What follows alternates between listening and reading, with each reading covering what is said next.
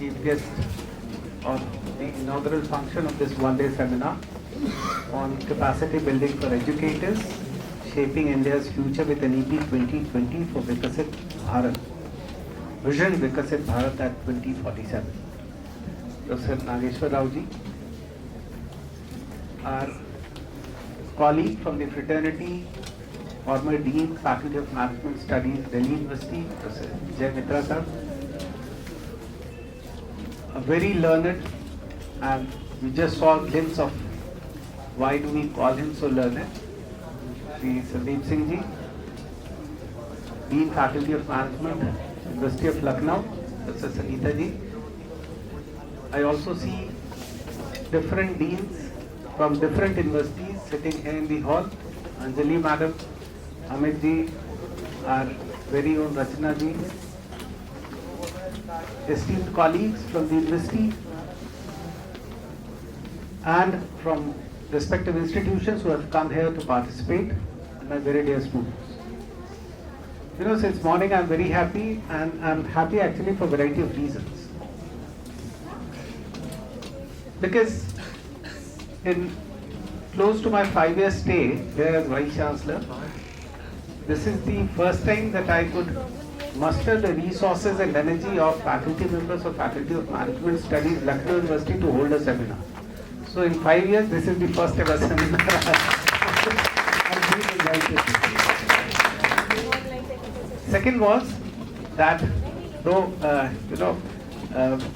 Dr. Sangeeta was given 2 minutes time as per the schedule, she spoke for 12 minutes.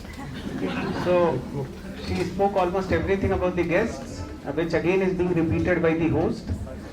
I actually wanted to say that all who are sitting here in the hall and listening to Professor Nageshwar Rao is actually a treat.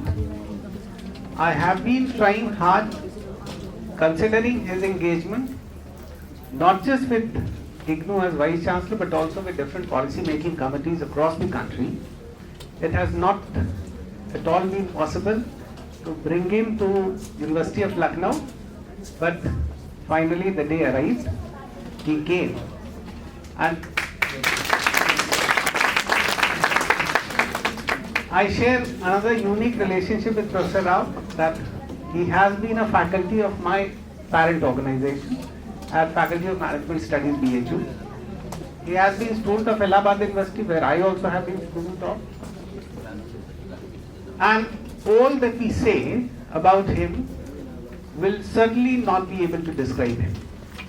His merit, his mettle, and his contribution, not just to management education, but also to higher education in the country.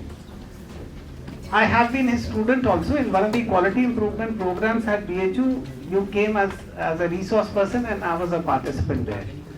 So since then I have been carrying very high opinion about the merit that he has, and since then I wanted to listen to you, and when I came to know that you are sharing your wisdom only in the inaugural, I thought we'll get more out of you, and our director, Institute of Management Sciences, took the opportunity. She is inviting you there. I asked her to record the entire lecture, seek prior permission from the speaker, and place it on the YouTube channel, University YouTube channel, so that we all can get the benefit out of your wisdom. Professor Mitra was also my first exposure to his management education. As a colleague, we normally do not get to know all that we are doing. But in one of the quality improvement programs at BHU, you were also a resource person. And since then I wanted to listen to him. And I'm exploring I've asked my office to listen to Mr. Sandeep Singh and Professor Jai Mitra in the next plenary session. I'll see if that is possible. Otherwise, recording is being done and I'll listen to. Mr. Sandeep Singh is one who I knew not by knowing, but by reading. I was gifted his book of Arthashastra of Temples, which these people are reading it as temple economics. So it was Arthashastra of Temple, titled Arthashastra of Temple. I was gifted by someone. I read that book, and since then, actually we tried to invite you for the orientation of a management student. Somehow it did not work out in the month of August, I believe.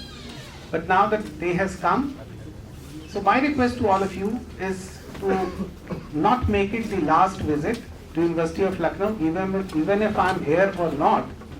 But you are going to keep showering your blessings, your wisdom and your support in furtherance of the cause of strengthening the management education.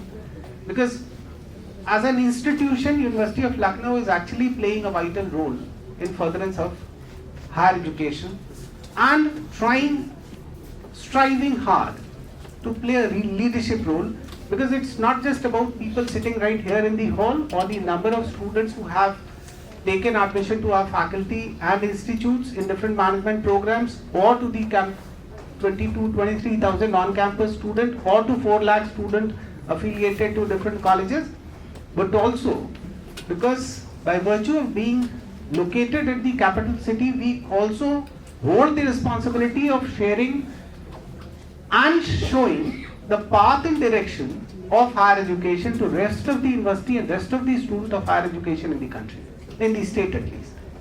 So your support and cooperation shall be of immense significance in our pursuit of furtherance of higher education in the state. I also welcome our Pro Vice-Chancellor Manuka Madam, our former Pro Vice-Chancellor Professor Arvind Awasthi ji, my colleagues from BHU, I can see them. Anjali Madam is here. Sanskrit विभाग के professor साहब भी बैठे हैं. Considering the interdisciplinary nature of this theme of the seminar, it is important to have a perspective of different subjects.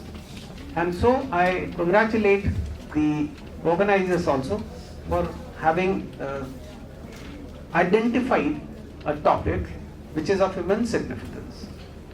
But at University of Lucknow, as I very proudly, very responsibly, but very humbly say that we were the leader, a leading institution in implementation of National Education Policy 2020 in the entire country. And when I say this because 29 July 2020 was the date when it was launched by Honorable Prime Minister, sir. And in the academic session 2021 only, we implemented it. Now, no one could do it before that. Because of COVID, the session was a little delayed, so we could do it. Now, when we talk of implementation of National Education Policy, we're going to see it from the perspective of that there are certain initiatives that university has to do. There are certain initiatives that policy makers have to do. So, all that were falling within the purview of the university, we implemented it then. First with our postgraduate program, then with our undergraduate and doctoral research programs. At least the first thing that a higher educational institution and learned faculty members can do is what we took it up as. A lot of policy initiatives were done in terms of restructuring the syllabus, and I'm again sharing this with attention of Anjali Madam, is that since 2020 to 24-25 academic session, twice the entire content has been changed of this university, of all the programs. UG, PG, everything, including the courseworks. Now what is important is, converting it into credits and then having interdisciplinarity, interdepartmental, intradepartmental, credited, value-added, non-credited, value-added, electives, everything, anything and everything that was shared, we tried to implement it, and the then management department was at the forefront. So in terms of content, we are hugely satisfied with the kind of initiative that was done. But mere shifting onto the upscaling and upgrading the content would not suffice. So we also had to respond to the dynamics of the ecosystem. Now there have been certain changes that were taking place, and we as a responsible institution were supposed to respond to all those dynamisms. We initiated a program, different programs, and we have our Faculty of Commerce initiated a program, exclusive program on MBA in Finance and Accounts. Our Institute of Management Sciences initiated a program of MBA Business Analytics, and I must say that all these programs were super hit programs. Then, as our Honorable Prime Minister said, that one of the goals of increasing the GER from the then 27% to 35%, it is not possible by opening of number of institutions. So online education was an imperative. What we did at our institution is that we started online education. We set up a separate center, Lucknow University Center for Online and Distance Education. And sir, we are planning to give tough time to Rajarshi Tandon and IGNOU also, once our distance education also materializes fully, by strengthening the brand and offering and strengthening the offering that we are planning for. Initially, we are starting with online program. We have got our BBA and MBA programs already approved by UGC, and thus we have already started. But there have been a lot of demands from professional executives who wanted to pursue, but for a variety of professional reasons they could not. So we also initiated full-time, full-fledged executive, 2 years executive MBA executive program, which is running here. One thing I believe that is the next big thing that we are going on is that I believe, and this is where the significance of this conference comes in, which says shaping India's future with NEP 2020 for vision Viksit Bharat 2047. Now, as a responsible stakeholder of higher educational institution and higher education, a lot of onus comes on to us to see where the future of higher education is going. And are we moving towards attending the complexities that are coming in the coming future? Like, for example, from advent to implementation of IT tools is going to impact the higher education scene significantly. And I see that we used to talk of education 4.0, we now talk of education 5.0. I believe it was a duration of say 5-6 years of education 4.0. The shelf life of education 5.0 is going to be further shrunk. Why? Because with IT coupled with the human angle was education 5.0, which again is going to be significantly impacted by the artificial intelligence, machine learning, deep learning and neural networking. Now, we as a responsible teacher, as an educator, each one and everyone who are sitting right here in the hall have got to comprehend the kind of changes that are going to take place in this system. Now, ChatGPT has started making inroads to tier 2 city and to tier 2 institution. Forget about tier 1 city and tier 1 institution. I remember when yesterday I was talking to Professor Mitra, he said, when a lot of papers might have been sent to you, did you evolve a mechanism to check whether the content was from ChatGPT? Now, ChatGPT is also an older form, and it became old in a span of a year. So we have got to see the pace at which these changes are coming, and are we enabling, empowering and equipping us to counter those changes by not confronting with these technologies, but by assimilating them into our system and into our learning. Now, because all that we teach here, I don't undermine the strength of a teacher, I don't undermine the contribution of the teacher while being there in the classroom. But anything and everything that we are going to say, we are uttering is going to be scrutinized by the student, and it will be done then and there. It becomes very difficult to talk to anyone, I am saying anyone, whether it is being recorded. all that I am saying is being recorded. And not just that recorded, it may immediately get converted into text, which immediately will be scrutinized by all the available content on the net. And people may say, look, these are the red lines. This is what you have said which is not proper. This is what you have said which is not fair. This is what you have said which is not right. So as a teacher, I am always being scrutinized. Now what is the way out? It's not by saying ये सब बेकार है, class को replace नहीं कर सकते, teacher अच्छा होता है, टेक्नोलॉजी बेकार है, and this is what we do only to provide shelter to all the limitations that we have. Which I as a responsible teacher feel like this is not the right way. Now what is the right way?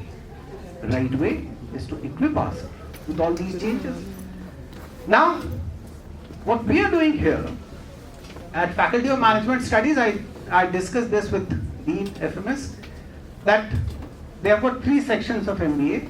I say discontinue one, have a separate section that offers, of course that has to be distinct from MBA Business Analytics, of business, artificial intelligence and machine learning and neural networking, because this is what is going to be the future.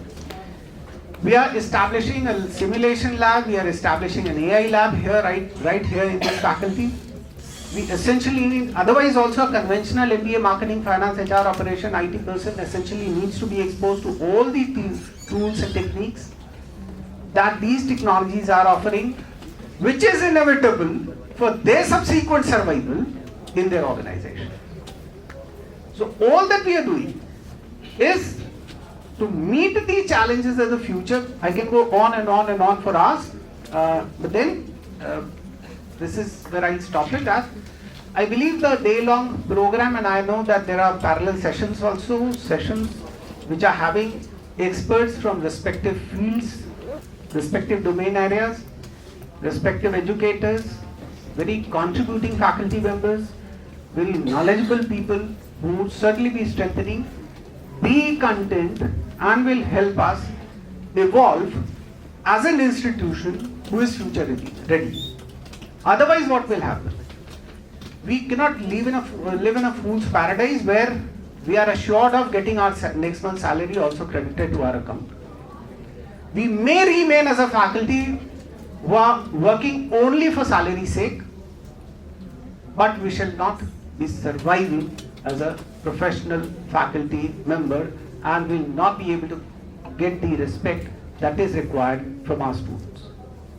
There are numerous organizations, numerous educational institutions who have been surviving based on certain hedgings.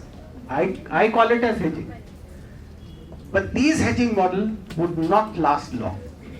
So if we need to last long, to survive and to let our institution sustain, we essentially need to imbibe the dynamics of the future, and we are going to make our institution and ourselves future ready. And that is where the solution lies. I wish the seminar all the very success. I wish the outcome shall certainly be fruitful to we as an institution also to help us be a future ready institution. Thank you very much, and my sincere congratulations.